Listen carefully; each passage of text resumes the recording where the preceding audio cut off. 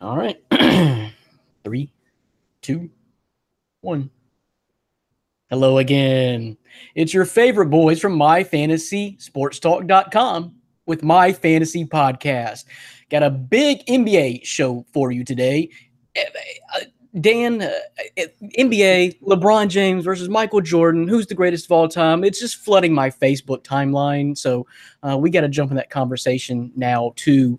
Since we do have two series, East and West, that are both tied 2-2. So it's going to be big fun on the podcast today talking NBA. I'm Brandon Reed. My co-host is Dan Shaw. How you feel about it?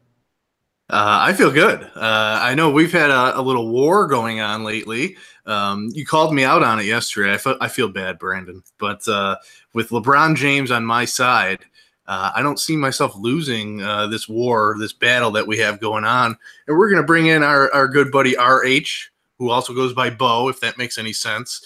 And he's going to come on, and he's going to be like my teammate. And we're basically just going to terrorize you this entire show, I think. I think that's the plan. Yeah, and I don't think Orlando will be much help to me, too. We'll try to slide him in here because he picked the Cavs in 4, so he was insanely wrong.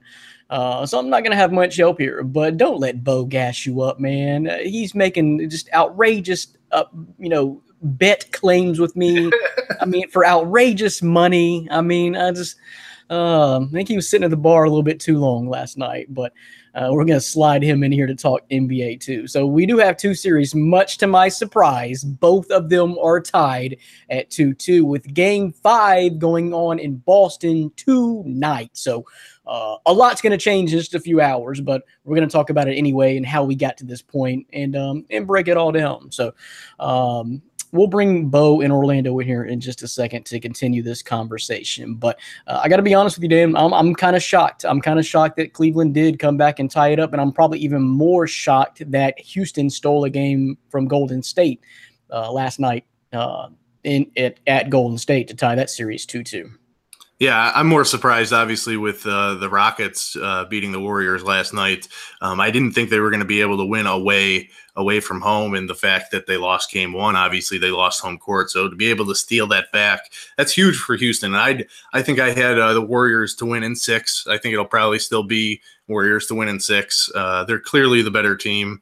I know. You can point to last night and say how Houston's kind of toughened up and punched Golden State in the mouth, but I don't see it still. I mean, Brandon, you talked about this eye test with Boston. I still have the eye test with Golden State, and I just don't see anybody stopping them. I mean, I think it's clear whoever comes out of the West, if, say, Houston pulled the miracle, I still think they would be favored over either of these East teams. And you know how high I've been on Cleveland these playoffs. So I think that kind of says West versus East is still prevalent in the NBA. Yeah, there's no question. I don't think really anyone is questioning that. I mean, only some LeBron fanatics out there who are just like, he's going to put the team on his back and we're going to have, he's going to, do it for the city, for the land again. I'm not buying that. Whoever is coming out of the West is winning this NBA title. That's about the only thing I've been sure about through this whole process. We talk about it kind of started, I guess, with I picked Cleveland losing in the first round to Indiana, and it was that close. Then I talked boisterously about the Toronto series, thought that would be the series that Cleveland would get bit. It wasn't. That was my mistake. Okay, I'll go ahead and own that. Dwayne Casey got fired because of it, so that was just a horrible pick. By I misjudged that whole team and Dwayne Casey, but they got swept and he got fired.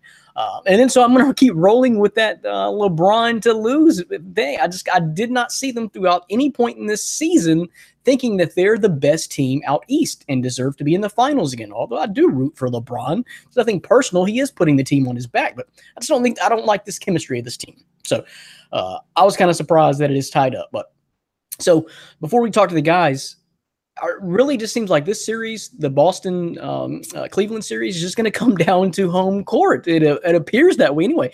Both teams are playing drastically different from home to road.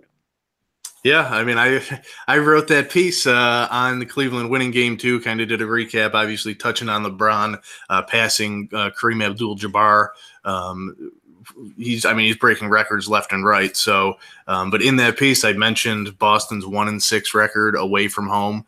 You mentioned Cleveland's record, which is 3-4, but I believe they're going to end up getting to 500. If anybody's going to steal a road win in this series, it's going to be Cleveland, because they have LeBron James, and he has that ability, if a game is close in the fourth quarter, to, like you just said, put his team on his back and get it done. We saw it with the 3-game winners already in these playoffs. So if any team is going to do it, it's going to be Cleveland. But Boston right now has the luxury where they still have that home court. So I understand why you're still on the Boston bandwagon, but I see Cleveland being able to pull out one game away from Quicken Loans Arena in this series. It's quite possible. But the way I look at it with that record, Dan, is that Cleveland's actually 1-4 on the road this postseason. I don't count that Toronto series. That Toronto series was garbage. Not even counting that. Well, it happened. Yeah. So it does count, so. Brandon. I hate to break that to you. It does. So we'll see what happens. But I'd like to talk to Antone Bite Your Ass a little bit and reference him back. We talked about him last time we did the mailbag segment, because he was talking about J.R. Smith about to go off. Well, I don't know if you really call 20 points in 59 minutes off 6 of 10 3-point shooting going off, but he has played a little bit more of a factor since we talked about that last, right? Yeah, I mean, JR, he's going to hit his shots occasionally. I mean, he might hit a couple in a row and get a little hot streak going. I have more confidence with him at home than I do on the road. But I mean, you've seen, Cleveland have other players step up. Tristan Thompson, double doubles, if he's able to be effective offensively down low, whether it's just grabbing offensive rebounds and just putbacks. But if he's able to score for Cleveland in double digits and also get you double-digit rebounds, that vastly helps LeBron's chances of winning the game because he hasn't gotten a whole lot of consistent help all season, even in these playoffs. So it's nice to see that back-to-back 14-point games by Kyle Korver. So if he's able to play and shoot from downtown, it's only going to help Cleveland's chances. But they have to do it in Boston. I think the whole Cleveland squad just plays a little bit better when they're at home. You mentioned Tristan Thompson. He's been playing great defense on Al Horford, really probably the sole reason he's in the game because he's not going to provide too much for you offensively. He's going to grab some boards and play defense on Al Horford. But I'm blaming – I don't want to necessarily say blaming Brad Stevens a little bit there, but I'm not really sure they're putting Al Horford in the best situations to really score in the low post and in enough situations to score in the low post. So I think he can do damage, but it's just not been a focal point of the Celtics, especially the last two games. So, but our man, RH, or as Dan said, he goes by Bo. Figure that one out. But I call him Bo. His mama named him Bo. I'm gonna call him Bo. What's up? I'm good. How are you guys? I'm good. About to be $7,000 richer. That could buy me a lot. I got the money. Let's go. So, first of all, you're insane, okay? I would never bet that amount of money on a series that I said is going to go 7 games off the top. So, right there, I think it's going to be a close series, right? So, you're insane, but I'm glad you recovered from your trips, late trip, all-day trip from the bar yesterday because – I was at a bar yesterday, yes. Okay, so there you go. So, I don't know. We're just kind of breaking this down. Tonight is a pivotal game. If it's going to come down to home court, I'm fine with that because Boston has that home court. So I would just kind of like to get from you on this Boston-Cleveland series why you're so confident that Cleveland will steal a game in Boston and will win this series. Yeah, I test. Okay, we'll get to that. Seriously, though, the first game, like I said, what we communicated on Facebook, there's no chance that Cleveland was going to win that game. The second game, they were up by 15 and lost interest in playing defense, and Marcus Smart went out of his mind. He's not that good a shooter. And this third game where they won by 9 or 10, I forget, Kevin Love was out of the game most of the third and fourth quarter because of 5 fouls. So they could have dominated even more, but they didn't have the opportunity with Kevin Love. So coming back home, I think the first quarter is going to be just amazing for Boston, but it's LeBron on the low post doing what he does with the dribble, looking, seeing who's open, And Brad Stevens doesn't play defense. At home, he does because Cleveland is averaging 88 points in the series in Boston. So, 2 games. Well, that's the series. I mean, they only need to win 4, so we're halfway home. What do they what was Boston averaging at Cleveland? 94. 94. Yeah. And they average generally 101 points a game. At home court, you're right. Home court has a lot to do with that. But, 94 is a lot more respectable than 88. It all comes down to tonight. We'll see what happens tonight. I'm not going to lie. I'm a little bit scared with my prediction because they do have that bad man, the baddest man on the planet, LeBron James, and he has looked unstoppable pretty much this whole playoffs run, but against Boston as well. You're just going to have to avoid the hot shooting streaks from Kevin Love and Kyle Korver and maybe J.R. Smith, who knows, but they're knocking down shots at home. You're looking at it the wrong way. Boston has to have Jaylen Brown, Marcus Smart, the other rookie, I'm sorry, I forget his name right now, and Rozier. Jason Tatum. All to have a great shooting night. And all LeBron needs is Kevin Love or J.R. Smith or Kyle Korver to have a decent shooting game. Well, but you're also forgetting Marcus Morris and Al Horford, who are both Marcus Morris has given up 112 points to LeBron. Tell me how good he is. Oh, he shouldn't be guarding LeBron, honestly, but I'm talking about shooting. Both him and Al Horford can step out and hit threes, and at home that's going to get a little bit easier. No, they're playing Al Horford perfectly because they know. Oh, my goodness, sorry, they're playing Al Horford perfectly with Kevin Love taking him outside and playing defense on him because Al Horford is about as slow as basketball forward can be. I can cross him over in a phone booth. He has no defensive ability whatsoever, and he can shoot an outside jumper every now and then, but he's never been – he's been an all-star, but he's never been the great player that everybody makes him out to be. When you take him out on defense, or I should say when you go at him on defense, it severely limits his offensive game, and that's been proven in games 3 and 4.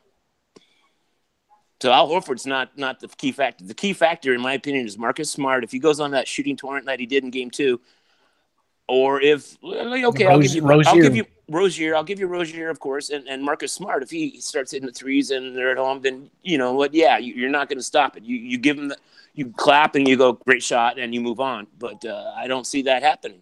But I don't think this is an anomaly from especially Terry Rozier, because as soon as Kyrie went down in the regular season, Terry Rozier's been doing that. Terry Rozier had multiple 30-point scoring games, just beast fantasy games. So he's completely capable of that. You know what? What was it? Who was it? Was it Wall or somebody said who's Terry Rozier? Oh, it was Eric Bledsoe. Well, Eric Bledsoe got his ass whooped by Terry Rozier too, and that's probably not a good thing to do. But I think the Cavs know who Terry Rozier is, and George Hill's been playing some decent defense on him, and he hit some shots last game, which was good for him. But they're all contested shots. The uncontested shots is what Cleveland got away from in game 2. The wide open threes were raining down from Boston for that comeback from the 15-point lead or 15-point deficit. So the last 2 games, except for the third quarter last game, the Cavs have been dedicated on defense, and that's the difference in the series. Well, I think it has a little something to do with home too. I still think Boston is the better team, but a lot of guys for Cleveland are stepping up. But I still think, number one, if you want to compare coaches, LeBron is the coach of that team. Tyronn Lue is a joke. Brad Stevens is a legit coach. Yeah, Tyronn Lue's substitutions baffle me.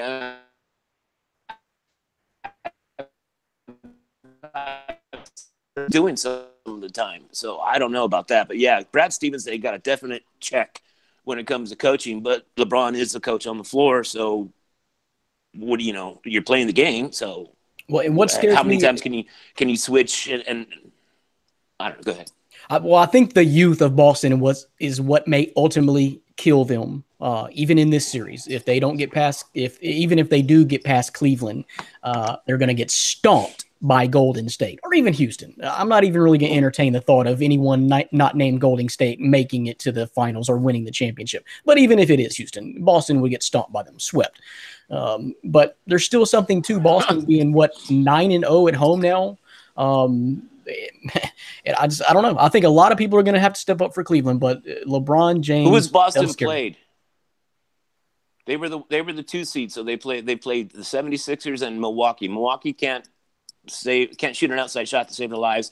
And you talk about youth, the 76ers are all about youth too. And if it weren't for a couple of misplays by the point guard of the 76ers, they would have probably won that series. So I got no faith in the Celtics. Well, next year, I will have more faith in the Celtics. Well, yeah, with Kyrie and Gordon Hayward coming back, they're going to be I wrote an article about talented. Kyrie. He's done.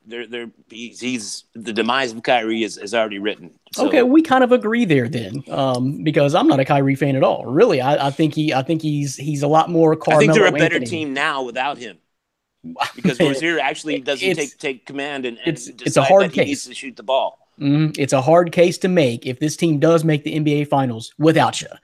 But going back to that home court thing and just the record of Boston, Boston hasn't lost 3 games in a row, but twice all year, and that was way back in February. What's the if you want to go regular season, the Cavs have the regular season record over Boston, 3-1, 2-1, 3-1, 2-1. Okay, 2-1, 3-1. Yeah, but you're right. They only played 3 times, 2-1. So whatever. We can't go regular season when like I said, game 1 was Boston and the kids. I call them kids because I'm old, but they were shooting out of their minds. The second game, again, Marcus Smart shooting out of his mind, Terry Rozier shooting out of his mind, Marcus Morris yelling at Tristan Thompson on the ground. I mean, it was just all emotion, and you can only play on emotion for so long. Talent comes through eventually in the end. That's why I call this a 6-game series, unlike you said 5 in Boston. Sorry. No. Look at what's written down on paper. You said 5. No, I said 7-game series. I said Boston in 7. So all those Facebook posts were. He doesn't count those. He doesn't count those. When he says it multiple times, it doesn't count. It's only when he puts it on paper. You got to get that. That was my official prediction. Yeah. My feelings and reactions changed per game, but when I looked and analyzed the series, I had to put something to paper and make an official prediction. I said Boston in 7. It's written down. It's on my fantasy. So before the games are played, you actually put thought into the series. Yeah. Before the games were played, you put thought into. But now that the games are being played, you're not putting any thought into it whatsoever. It's a toss-up. You had the hottest player, the baddest man on the planet, going against the hottest team at the time with home court advantage. It was a toss-up, man. It was going 7. But a couple of quick notes and stats that I saw that I thought were pretty interesting is that the last time that LeBron was down 0-2 in a series was against Boston 10 years ago. Boston ended up winning the championship. Hell of a team there. But Boston has never lost a series in which they led 2-0 in franchise history. I don't know. That could easily change this year, but something to do with that luck of the Irish. I don't know. That's an amazing stat. You go up 2-0, you never lost in franchise history, and that franchise has been through a lot. But let's wrap this series up. The spread tonight, the game tonight is the big one. If Cleveland steals it, all bets are off, and I'm going to say I'm wrong because I think Cleveland can win 2 of the next 3 for sure. But the spread is 1 tonight. I'm going to take the home team. Like I said, Boston has only lost 3 games in a row twice all year, and that hadn't happened in 3 months. But you and Dan, well, Dan's comment on here too. If Boston wins tonight, I'm done with this conversation with you guys because y'all both picked Cleveland in 6. So your predictions are null and void from that point out. So I don't want to hear nothing else if Boston wins tonight. No. That's not how it works. I mean, I still think the Cavs can win, and I'm going to be in Cleveland for Game 6, so I can't wait for that. But even if it went to a Game 7, I think that might even favor LeBron more because we talked about it, the inexperience of Boston. They're not going to be able to handle the pressures of a Game 7, and LeBron's just going to do his thing and completely take over that game, do whatever he can do to get to his eighth finals in a row. So if anything, if the Cavs lose tonight, they're in better shape than if they win. No, not according to your predictions, both you and Bo. So I just want to hear you're wrong. What it's going to make let me you put be a is different wrong. one on Facebook, and I'll wrong. It's going to make you wrong. Both. Hey, of you listen, guys. you want a prediction? I got a prediction for tonight. 7 seconds left. LeBron hits a fall-away jumper to win the game. How's that? I've seen it before. It could very well happen. It's not hard to imagine in the head, is it? No, but that doesn't pass the smell test or the eye test with me tonight. Oh, now we're just smell. So let me ask you. Brando. we're going to jump right back into it. I'm so glad actually Houston won that game last night because we can talk about the eye test I've been telling you guys. So I may end up ultimately being wrong, but like I said with Boston, I just feel like they were the better team with the eye test to me. Now, same thing with Golden State Houston. I don't care what the series is. I don't care if Houston is up 3-2. Honestly, Golden State's the much better team. They're the best team in the NBA by far. They're going to win this series. That's the eye test. That's what I'm telling you. So I don't care that it's 2-2. I hope you guys agree. I don't remember your predictions though. I know I got Houston in 7. Yeah, you had Houston in 7. Both Dan and I had Golden State in 6. So me personally, I don't think that Houston is even going to play within double digits the rest of the series. I think Golden State is about to mollywop them 2 straight games and end this thing. They barely won last night, Houston, that is. Golden State scored their lowest output. They haven't hit 100, but only one time in the past month and a half. That was against San Antonio, and one of that only lost their opening round. They came. Don't you think that's a detriment to Golden State losing at home and having one of the worst or the worst quarter they've ever had as a team? Not at all. That's more of a detriment because that'll happen 1 out of every 800 quarters with them. Not at all. I am so confident in them. I really don't think Houston's winning another game.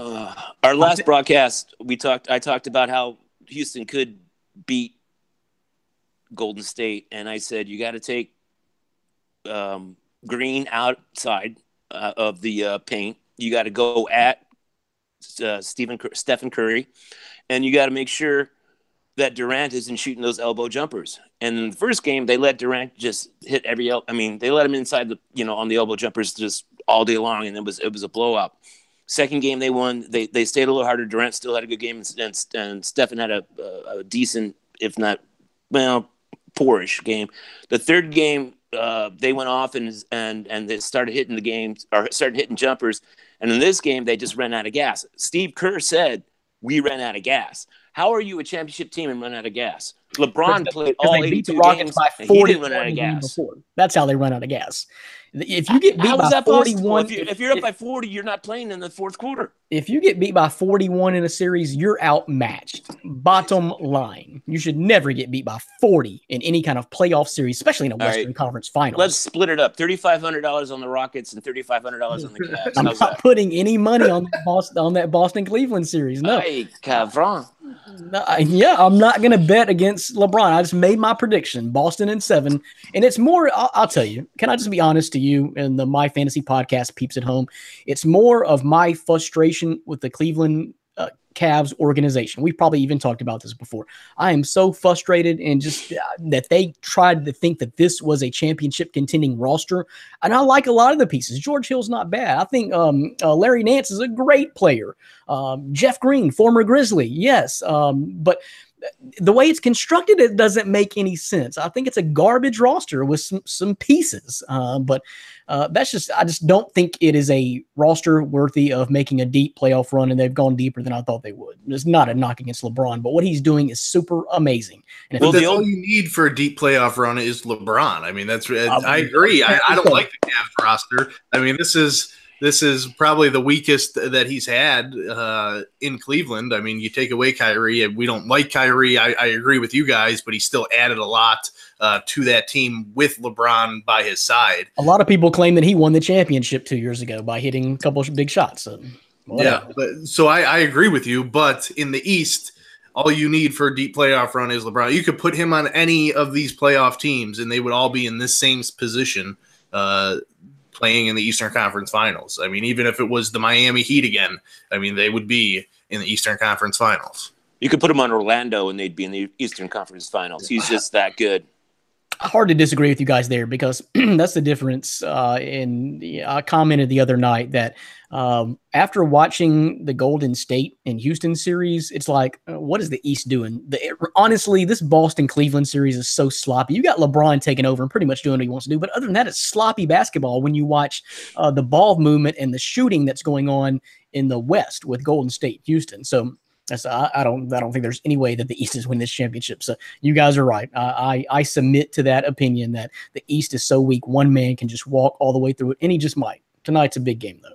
So ultimately, I guess you're going to disagree with Dan and I, Bo, because you got Houston winning it. So I guess you're all over that train right now. It was a 50-50 pick in my head. I was just like, okay, the Houston had the home field, or has the home court back.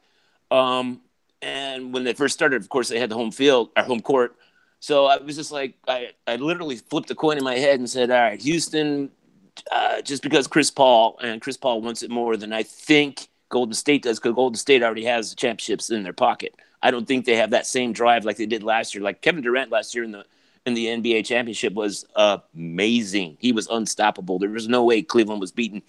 There was no way the 88 Lakers were beating that team. I don't care. But this year, I think after losing several times several playoff games, and then losing last night at home, I don't think they have the drive or the wherewithal to keep winning. So that's why I picked Houston. I'm probably wrong. Kevin Durant could just decide that he's going to become Kevin Durant of last year's finals. But right now I'm still Chris Paul, and actually Capella had a really great game last night too. So I'll take them right now. He's a beast. So this is very interesting. Three-way difference of opinion here. So Bo has Houston and Cleveland in the finals. Dan is going to have Golden State and Cleveland in the finals, and I am going to say Golden State, Boston in the finals. So, so I'm correct. I am the correct one of the bunch, and that's okay. I'm used to that kind of stuff. But just to touch on the Rockets Golden State series, I mean, last night PJ Tucker went off. I mean, he dominated. He had 16 rebounds. When is he going to do that again? Never. So Game 5. Yeah, and they won by 3. He won't even have 5 rebounds, let alone 16. So I mean, he was a force down low last night. That's never going to happen again. And it still came down to the last possession of the game. I don't even think Bo knows my hatred of the Warriors. Like I hate the Warriors. I hate Steph Curry. He's a terrible basketball player. The shimmy at the third quarter after hitting them. Oh, I almost lost it. I almost threw a shoe at my TV. It was again. Yeah. I've learned over my time of hating them so much that I mean they're really good, and they're going to win. So. They pass the eye test. Yeah, that's one. Yeah, so but jeez. I mean, you say that for Golden State, but then you turn around and say it for Boston, completely wiping out your eyes there. So I don't know. I don't know what to do with that. Hey, have I lost yet? Well, as far as I know, Boston's still in this thing. You know, it's tied 2-2, and they got a home. You've lost like tonight. 3 other series. You had the every time Cleveland played. You had the Thunder. You had the Toronto. Who had the guts to pick Indiana over Cleveland in the first round? You can call it guts, or I mean, I won't say stupidity or anything. It wasn't stupidity because it went to 7 games. Yeah, no, that's why I said I wouldn't say that. I wouldn't. It wasn't even close. If it wasn't for a 25-foot buzzer beater by LeBron, who knows? That was a great shot. That's what I see tonight. That's what I see him doing tonight. Not a buzzer beater, maybe, but the last shot to win the game. We'll see, but that's our NBA talk. $3,500. 3-way difference of opinion on who's going to make the finals this year. That's how much parity it is, apparently, which I didn't know, but apparently it is. So, I see a new deck in my future if Bo's willing to bet against Golden State. And you're gonna fund some. No, you know what? If Golden State goes and wins against Houston, all bets are off. I already slacked. About who I thought, Houston and Cleveland, who would win. I picked Cleveland, but if Golden State wins the series and it is Cleveland, all bets are off. I'll take Golden State just because, I mean, 4 Hall of Famers on one team is it's like, again, 88 Lakers. Who's going to beat them? They pass the eye test. That's the bottom line. The eye test and the smell test. Yeah, I'll alert you guys to some more senses as they come about, and I make up new stuff. Well, that's it. That's NBA talk for this podcast. Thanks for joining us, Bo. Though, for real, love you, man. I love you too. Keep the checkbook open. That's all I can say. Keep the checkbook open. 3,500. Both ways. Right, for Bo Adams and my co-host Dan Chalk, I'm Brandon Reed. Until next podcast, peeps. Later. Peace.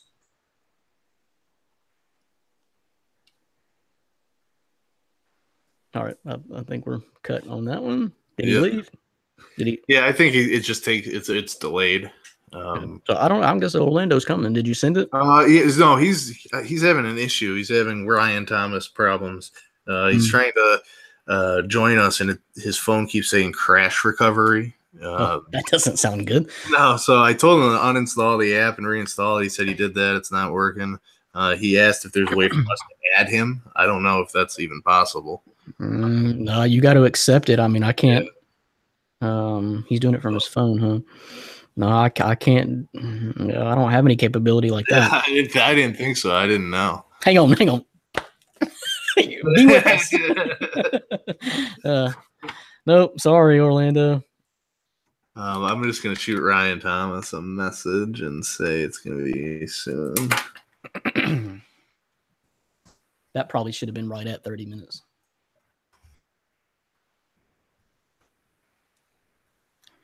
Bo Wacky. Yeah, see, like, I don't even think I can disconnect him fully now that he's gone. I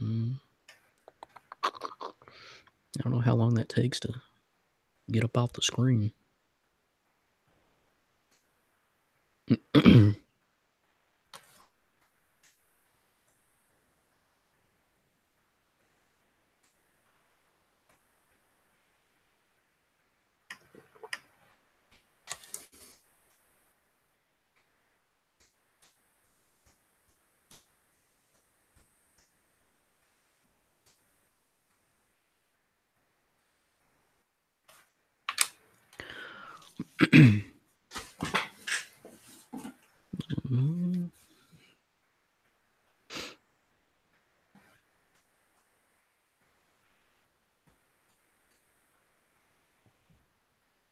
I don't remember having this problem before, like when someone signs out that their avatar hangs around there. Mm-hmm.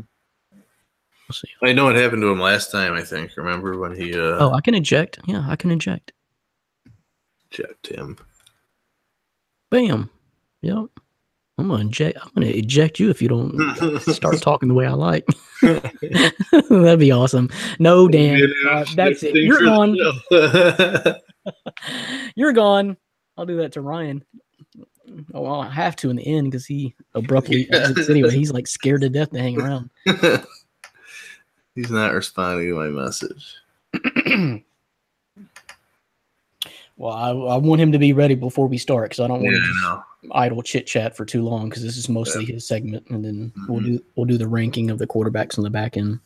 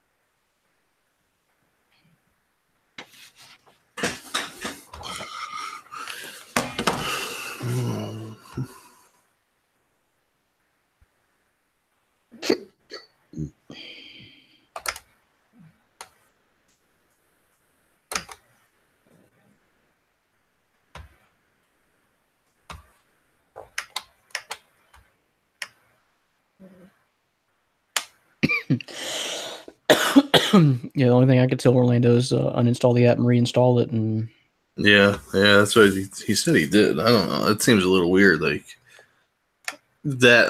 I mean, I'm no techie, and I work at a phone store, but usually I just do that stuff and then fix it. They might have a bigger problem with his phone. I don't know. Yeah, he might need to reboot his phone. If he's trying to do it from his phone, maybe just reboot the phone altogether, because that looks like a phone problem. Mm-hmm. If you're talking about attempting to recover from a crash. You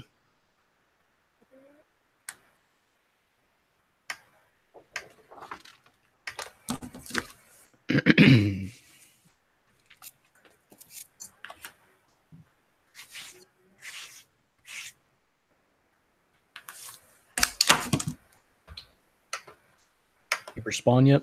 Nope. It says he's online. I mean, come on, let's go.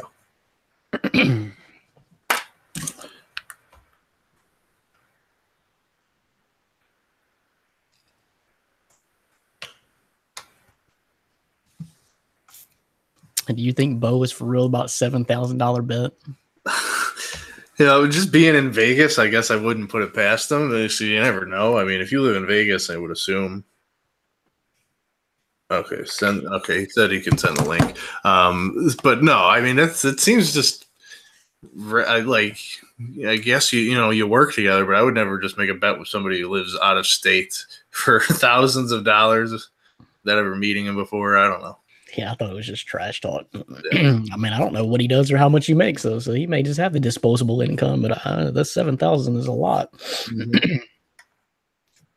So he's ready? Yep, he's good. Okay. All right, well, let's roll with another one. All right, here we go. 3, 2, 1. How you doing, podcast peeps? We're back. It's your guys from MyFantasySportsDog.com with another My Fantasy podcast. I am one of your hosts, Brandon Reed. My co-host is Dan Shaw. Dan, today we're going to be joined by Ryan Thomas and talk about fantasy football in an article he published, which immediately got some criticism because it's a little wacky.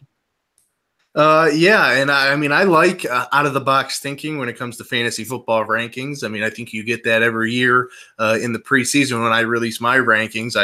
I take some chances, and I usually hit on those chances. Sometimes I miss, like Jameis Winston last year, but I have my fair share of hits. And Ryan Thomas is a different cat. Literally, he loves cats. And if you ever listen to his podcast, Thomas Take Sports podcast, good stuff on there, but he's a little crazy. And we're going to talk about the article that he brought out. I'm very high on the guy that he would take number 1 overall. But if you listen to our fantasy football rookie show, or actually it was in the mailbag segment where we rank some top 4 fantasy football running backs, this guy was not mentioned in that group. That included David Johnson, Todd Gurley, who else? Ezekiel Elliott, and Le'Veon Bell. So, to be fair, a viewer asked us to rank those guys, but still, yes, the guy who wrote the article on wouldn't even be in that top 4 or 5.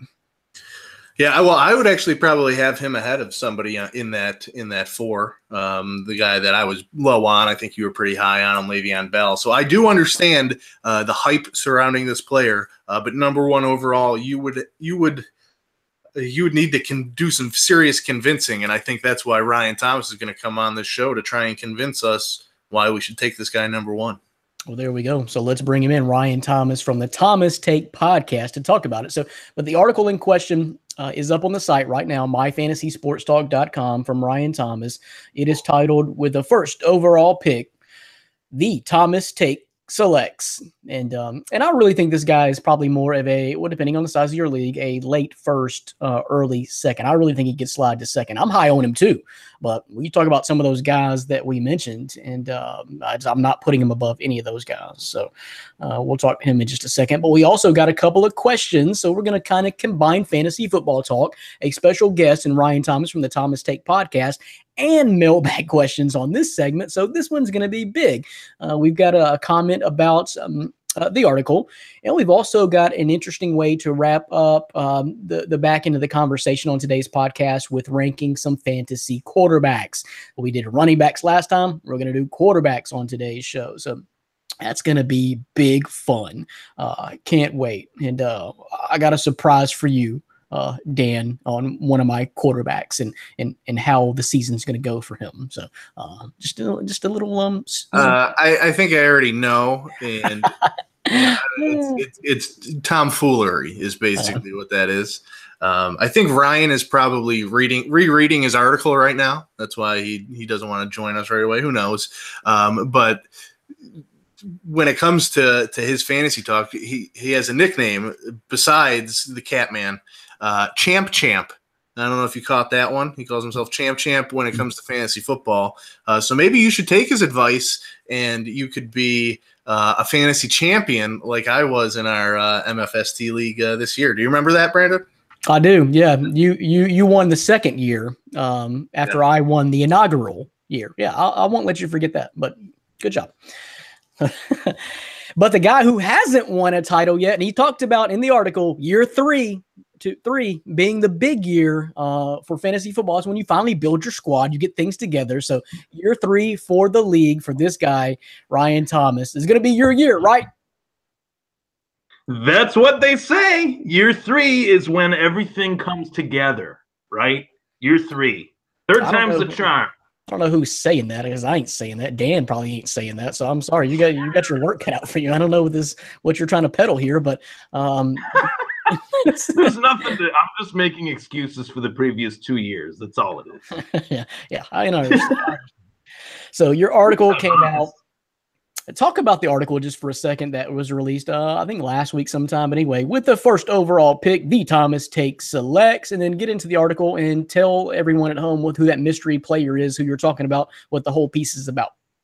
Sure. So the article that I wrote in regards to who I would take first overall, I kind of gave people a little bit of a background as to who I am. It had been a little bit of a stretch there where I hadn't written an article on the site. I've been so busy with my podcast and building that and everything that, I wanted to let the readers know that, I'm on the My Fantasy podcast. Obviously, I'm on it right now. And obviously, I've competed in the My Fantasy podcast or My Fantasy Sports Talk Fantasy Football League for the last few years, and things haven't gone too well. I've had 2 tough exits, and part of the reason I believe I've had those exits due to the fact that kind of certain players that I don't know much about, or maybe have taken guys that have years in the National Football League over a rookie or over a 1-year pro or 2-year pro, and I made that mistake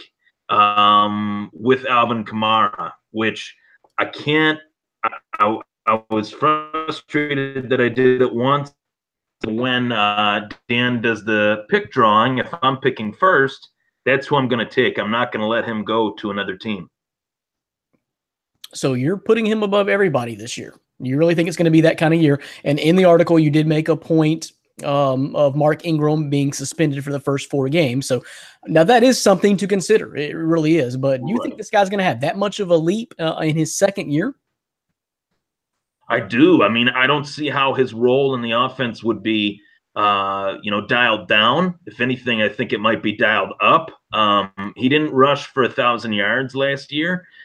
He had around 700 yards rushing last year. He had over 800 receiving. But the majority of the leagues that I play in, at least, he probably went in as the 3rd running back on that roster, because you got to remember when the season started, you had Adrian Peterson. So he went into the starting the season as the 3rd on the depth chart. Right. I wrote that in the article too, that he was a guy that I really liked coming out of college. I remember I talked about before the draft, and I think he's one of those guys that his actual, encompassing skill set perfectly the team that drafted the success that he had. I mean, there were teams that I played against that had him, and he was single-handedly winning weeks for teams last year in fantasy. So, I mean, if I'm deficient in one area, knowing that I have him and how the Saints use him, it's going to be very interesting. All right. Well, that's pretty lofty. And so Dan was just talking about how he's pretty high on him too, but I'm not sure how high you would slot him. So Dan, would you slot him 4th then? Is that what you're saying, over Le'Veon Bell? He's really the 4th best running back in the league. Yeah, you can make the case for him to be top 5. I'm just not very high on Le'Veon Bell this year. I actually haven't been for the last few years, and it kind of bites me. But I'm going to continue that trend.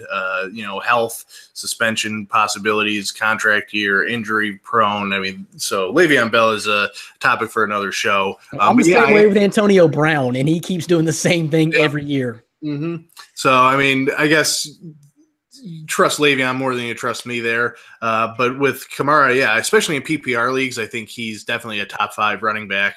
I don't think I would take him first overall, but I would definitely consider it within, top 5 to 7. I definitely think he's a first-round pick. He had over 80 receptions as a rookie in that passing attack. He's lethal. And I actually read an article on Pro Football Focus which is a great site if you utilize it. It's very high in analytics, and they actually ranked Alvin Kamara as the most probable player to increase his touchdown percentage in 2018 by over 7%.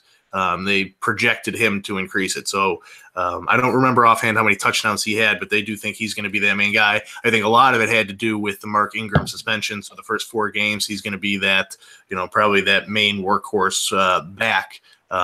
But yeah, I'm high on him. I still would take David Johnson, who I think is just as lethal receiving back. He's going to be guaranteed to get more touches rushing for the Cardinals, and they're similar type of players. But I would take a David Johnson over an Alvin Kamara if I had the first overall pick.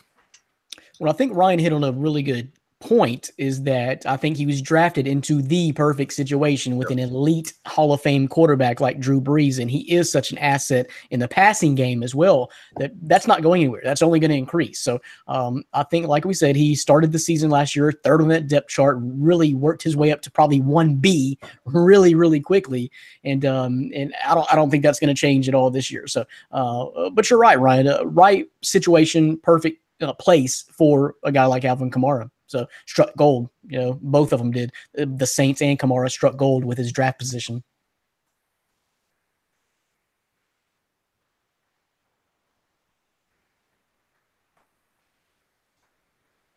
I think we're having some audio issues. Right, and there you go. Sorry, go ahead. I mean, you could David Johnson, guys like David Johnson, guys like Le'Veon Bell, guys like Ezekiel Elliott, Antonio Brown. Oh, here. Antonio Brown, guys like usual top 5, but question all these guys too. I mean, you could even make a question mark about Antonio Brown. Is in some weeks, I owned Antonio Brown in a league last year, and he took a bit to Juju Smith-Schuster depending on the matchup. So it's like just an overall pick player to be a guy that I know is guaranteed 20 points a week in a PPR, and I think Alvin Kamara is guaranteed to get possibly even more than that based on his performance last year and his workload. So let's bring the fans of My Fantasy Sports Talk back into it. We got a comment for you, Ryan. And I think we're having a little bit of audio issue with a little bit of delay there with you, Ryan, but so we'll try to keep up. So this one comes from Boone Robinson, Ryan, and his comment is, I would only draft Alvin Kamara #1 overall if I wanted to lose and was half in the bag. Change his mind.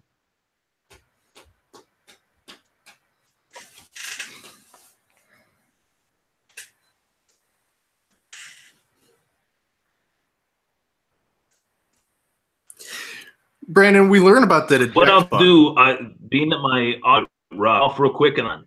That's okay. Okay, there we go. Yeah, we'll kick it. We'll swing it back to Dan because I don't know what the hell's going on anymore. Yeah. So for those listeners who have been a long time listener, you probably know Ryan Thomas is the technical issue guy. So that's just going to continue, I guess. But Brandon, I was mentioning that eject button that we learned, so we can eject him.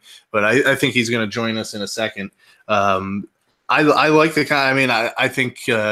Ryan's going to attempt to change this guy's mind. It's going to be hard to do with some of the other names out there. I mean, like I said, I'm very high on Kamara, but #1 overall, that's a pick that you do not want to miss on, because in most drafts, it's going to be a snake draft. So you're waiting, 20 picks until you have to get the home run. You have to get it. You have to get that guy. And not saying Alvin Kamara isn't going to be a home run. He very well could be.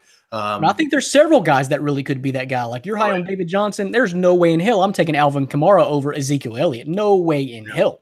Yep. And I'm a Cowboys fan. I didn't even mention him. But what's happening now in fantasy is it's becoming more of a running back. When I started fantasy, 15 years ago, you needed to get your running backs early and often to be successful because it was more of a running league. Now, over the last 5 years, it's become more of a passing league. So taking a wide receiver in the first round has become that kind of sexy thing to do. But now there's so many talented running backs, and they're being utilized in so many different ways. The Saints lined Alvin Kamara up in the slot at times. Moved him all over the field to be successful. So he's more than just a running back. So it's kind of what happened in Green Bay with like Devontae Adams. It's hard to really know what position he plays because he does it all, and they were still trying to figure that out when he broke onto the scene. Yeah. So I mean, Montgomery. I'm sorry. I think Ty Montgomery's who I really meant. Yes. So you see these offensive kind of getting these athletes more than positional players in the draft, and they're kind of just using them like toys. Just a sleeper guy. This is going way off topic, but in that type of role, who I think might have a big season is Tavon Austin in Dallas. They traded for him during the NFL draft, planning to move him to a running back, and he's going to be a kind of a scat back role. So he's a guy that I'm keeping my eye on in fantasy drafts, maybe a very, very late round pick that might be utilized finally in a way that he can be successful. The Rams didn't know how to use him. Their general manager, Les Snead, came out and said, we tried every way possible. So maybe Scott Linehan in Dallas can find a spark for him. But that's a go way off topic. What do you think about Tavon Austin there? What I do like that, and it seems to me like when Tavon Austin was in the Rams, and he's been in the league 4 years now. I mean, he's no spring chicken anymore. He's been around a while, but he was a definite weapon coming out of college. So it seems to me like he had some of his bigger games when they would use him on sweeps and end arounds, in the running game. Yeah. And he's that type of. He's that type of athlete where probably having him in the backfield is going to help him find more success. I mean, if you put him out wide and he's getting jammed at the line, he couldn't beat press coverage or the lick. I mean, a ham sandwich can do better beating press than Tavon Austin could. So I'm intrigued on how they're going to use him. Obviously, they don't need to give him the ball a ton of times. You still have Zeke there, and even some other guys ahead of him on the depth chart. But I think you're going to see him kind of tinkered in certain ways.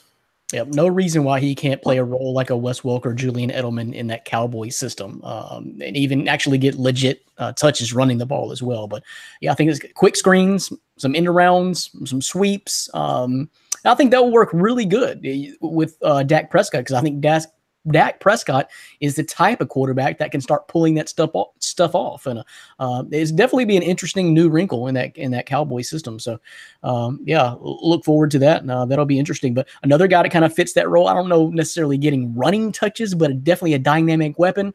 What about Anthony Miller, my boy, Chi-Town? Mm-hmm. Yeah, I think. He's definitely going to be a receiver in that offense, and he's probably I would shoot him right up to the top of that depth chart. I mean, they signed Allen Robinson. They have some other players there, but Anthony Miller's a playmaker.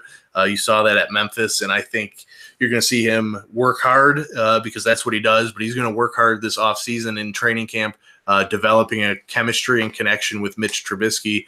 And that Chicago offense, as much as we picked on the Bears for them moving up one spot to expect to draft Trubisky in 2017, they're building something there. I don't hate that offense. I mean, they got two great backs, kind of that pounder in Jordan Howard, and the receiving back in Tariq Cohen.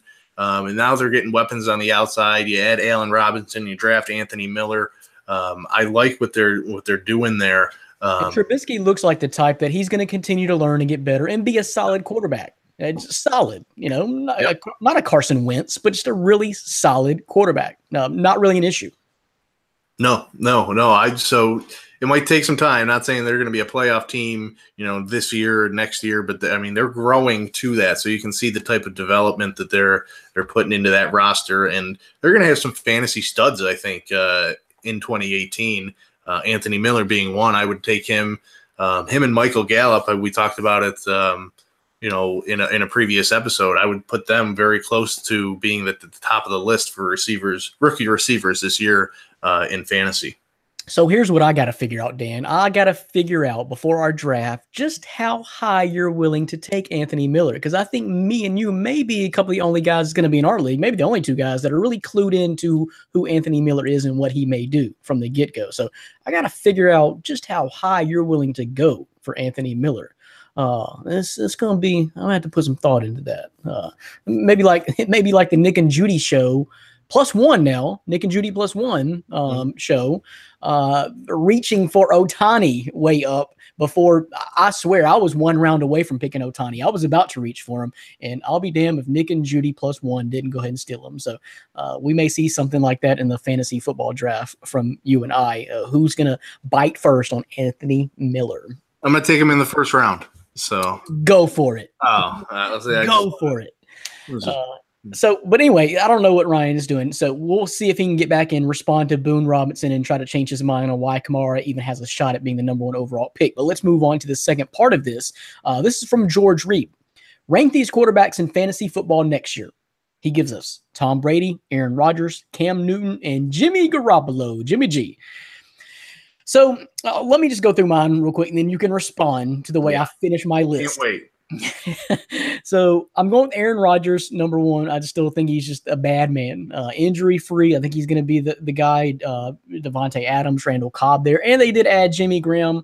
He's just going to sling it. That's what he does. This running game does not scare me there at all. Rodgers has to be in that conversation. I'm going to have Garoppolo #2 just because I think he's going to sling it, man. I just think they're going to sling it, and I'm not really concerned with their running back game of Jerick McKinnon and Matt Breida. He's going to sling it to whoever he's got. I think they want to show off their new weapon, and what he showed the last 6 games when he started shows that they have a legit quarterback there. So I like him if we're throwing him in there. Cam Newton, actually, believe it or not, Dan, finished second in the fantasy football scoring for quarterbacks in our league last year. Didn't really know it. I didn't think he was going to be that high, but he finished second. You know who #1 was? A guy you're not high on at all, but Russell Wilson finished #1. But anyway, Cam Newton finished ahead of Tom Brady last year. So I'm going to say he's going to do it again this year. So I got Tom Brady 4th, which may even slide further because let me see if you can show this right here. Let me show you where Tom Brady's going to end up right there, Dan. Oh, yeah. Okay. Oh, you even put you read? Is that printed out? That's not even just handwriting. You printed that bad boy. No, that. You see that asterisk there? You see that asterisk? Yeah. I hope everyone at home can see that. Asterisk means false. Asterisk IR. What is it? Incomplete. Incomplete season. It's going to happen this year at the age of 43. Yeah. I don't even know how to okay. That's good. You got to. The eye test. The eye test tells me Tom Brady cannot continue to do that. He took a beating last year. But anyway, yeah, that's how I'm ranking it. Aaron Rodgers, Jimmy Garoppolo, Cam Newton, and Tom Brady. Now let me hear what you got. Well, we did agree on one, and that is our #2 quarterback. I do have Jimmy G #2. I agree with you. I think they're going to throw a lot. They're going to throw often, and they have some decent receivers. They drafted Dante Pettis, who I'm really high on. Marquise Goodwin. Yep. Pierre Garçon, Marquise Goodwin had a career year last year. So, yeah, I like it. George Kittle is an underrated tight end. Sleeper fantasy now that Hunter Henry is out for the year. I was sad to see that. That's a big blow. I hate that. Yeah, that's tough for the Chargers. Because the Chargers, if you look at their roster, I mean, they are talented defensively, offensively. I mean, they have a chance to compete for the AFC West for sure. But that's why you don't fantasy draft in April, May, June, or July, folks. Get out of here with that. That early drafting is some nonsense. Yeah, that hurts. I do like Jimmy G and what he's going to do fantasy-wise, so I have him 2 on this list. We'll just jump to 1 and get it done with. Tom Brady, I have #1. #1. And I'll tell you why. He's Tom Brady, and the Patriots are going to throw the ball. They drafted Sonny Michel, so they're going to have a running game. That's just going to open up his what I noticed today, even more. Sonny Michel has already moved up to number uno on the depth chart as of right now, what's listed, according to CBS Sports. Anyway, I just thought that was interesting.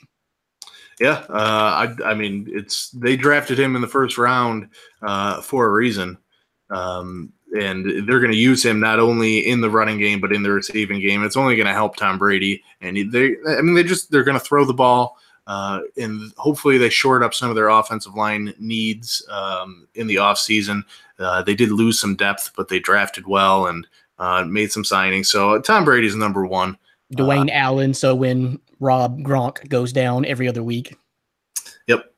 So Tom Brady 1, Jimmy G 2. I have Aaron Rodgers 3rd, coming back from the collarbone. You say he's completely healthy, but it's not the first time that he's hurt a collarbone. It's not the first time he's missed double-digit games in a season. So that worries me a little bit with Rodgers. He's probably the most talented fantasy-wise of the group, and should be number one. They have the most accurate gun of any quarterback I've ever seen. I mean, his pinpoint laser precision is insane. Yep. But I'm not sold on his weapons. I do like Devontae Adams. Randall Cobb is old. Yep. He's not really effective anymore. They have a bunch of rookies, Jamon Moore, Equanimeous St. Brown. I don't like it. Jimmy Graham, yeah, that's great. He wasn't really anything in Seattle, so it all depends how you're going to use him. That was because it was under Russell Wilson. I think if there's anybody who is elated and just ecstatic to change teams, it's Jimmy Graham, because that was just never a good fit in Seattle with Russell Wilson trying to rely on him. But Aaron Rodgers is it's going to be big for Jimmy Graham. Yeah, I don't see that. Aaron Rodgers has never really done very well with his tight ends. You can mention Jermichael Finley and some other names, but they never really put up eye-popping numbers. And if, according to what you just said, Russell Wilson was the number one fantasy quarterback last year, and he still couldn't get Jimmy Graham some points? Because it was with his legs. He was running for his life and getting yardage that way.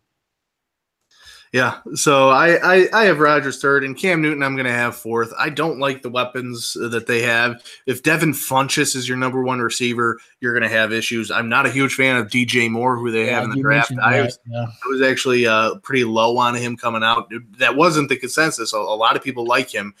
He's a body catcher. He catches it like this. If you're having Cam Newton throw bullets, you got to use your hands, and I didn't see that on tape, so that worries me a lot.